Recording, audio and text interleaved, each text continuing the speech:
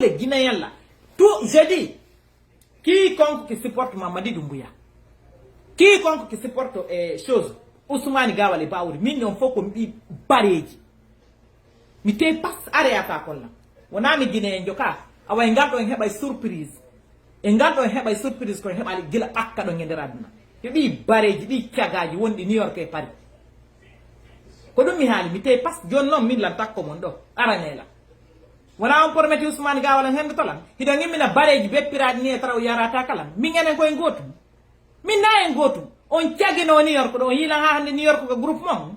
Ko on tiagabe aye premier étage no natendre deuxième étage troisième étage si DNA test watteno hay goto bemmu wona bemmu on falay mu wodu min non embe mamaje tiagaje tiggiide New York do e Paris min si DNA wadama bibbe mom ben hay goto wona ben oya ko kawte de woni baba oya premier étage ko redini deuxième étage ko redini troisième étage bi halkabe onon ko hudabe onon hay goto accion accatama nar mi do wadde TikTok mi do wadde live TikTok respectueusement avec mes amis ketto bareji mon di Allah akiri ni e taraw ketto ngaro nginne yobe atakam do sika mi hulayo mamaje tiagaje oyi ko angal ko hakke c'est que vous êtes ko de Satan ko hakke ko Allah naadi e der mon kon min ta biddo goddo yo yenna min selam fala yennu de mi hay min tummi yenna jamais je ne vais jamais envoyer l'enfant de quelqu'un pour me... L'enfant de détruire pour m'insulter.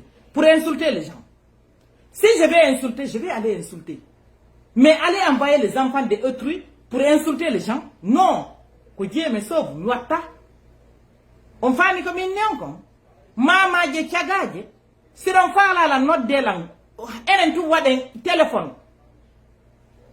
Yé un pote nokugo ndaron ko ndu yaltata. Mama je landi de sukkar, mama je tiagaje. De tiagino iwi Guinée. De tiagino ha New York. De tiagino ha Paris. Yete tiaga yagal majje on de naba ha Makka. Mama je hudade ko mi wadi on.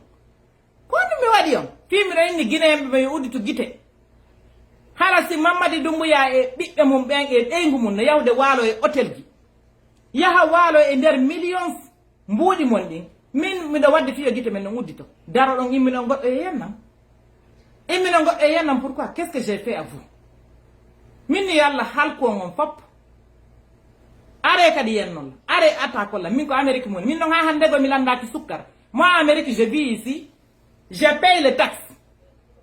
OK? I am taxpayer. Espèce d'imbécile. I am taxpayer in United States.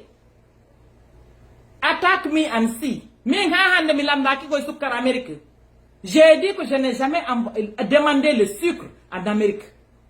Pas Asie en Amérique.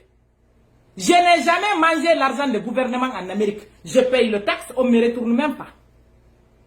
OK? Espèce d'imbécile.